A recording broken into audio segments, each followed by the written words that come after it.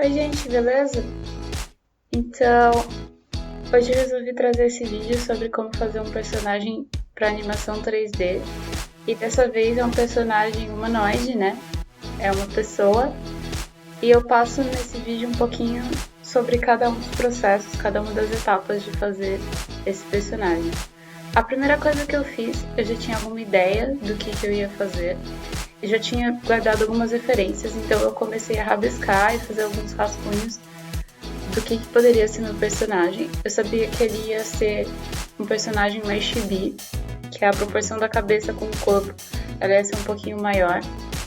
E que eu ia querer a mão e os olhos um pouco mais simplificados. Eu queria algo bem cartoon mesmo, assim.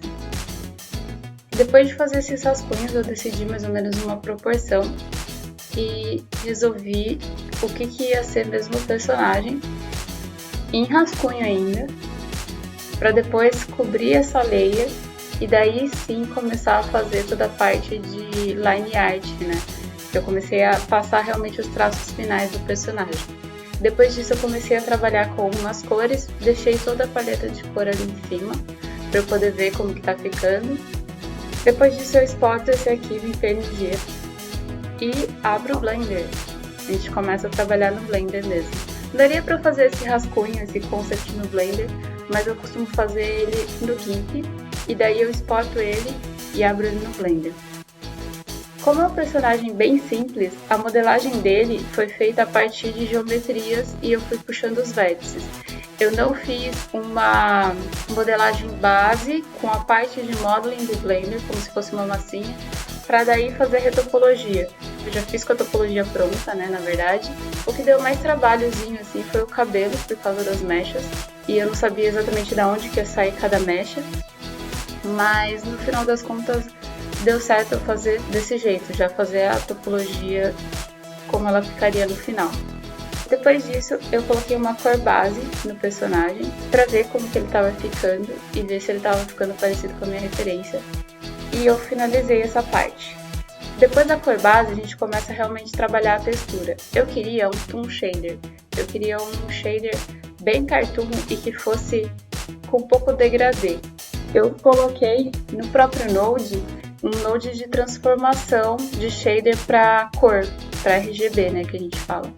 Daí ele tem essa noção que parece um pouco mais anime, um pouco mais desenho animado, tradicional, daqueles mais antigos, que tem só um shader mesmo, igual eu fiz na referência.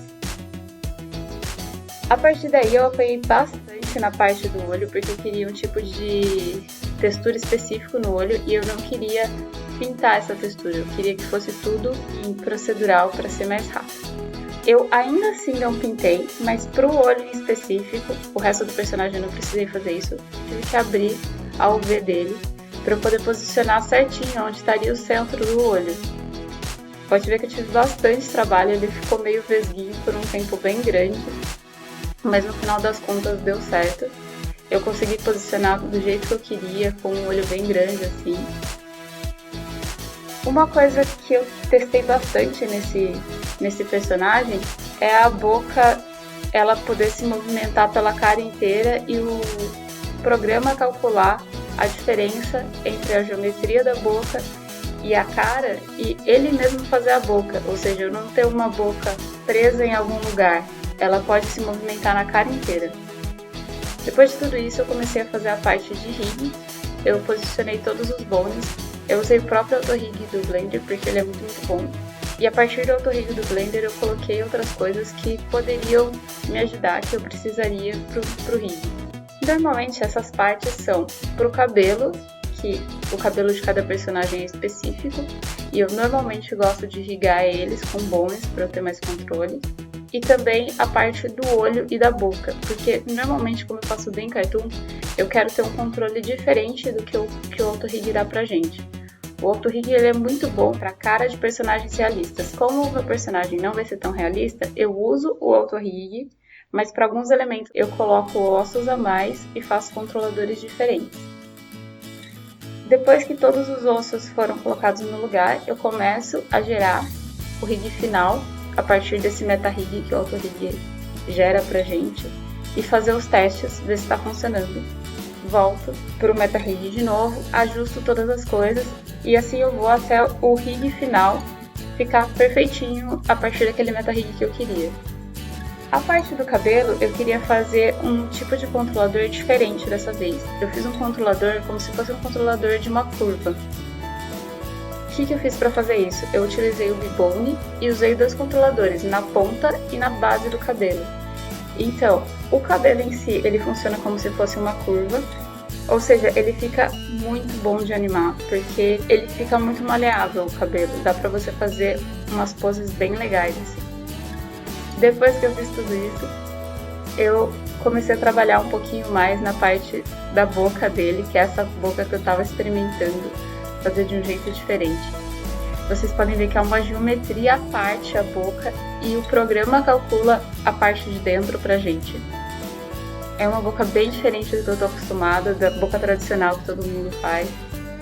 Tem gente que faz nesse estilo, mas ainda pra mim é algo bem novo. Eu não achei tantas coisas sobre isso.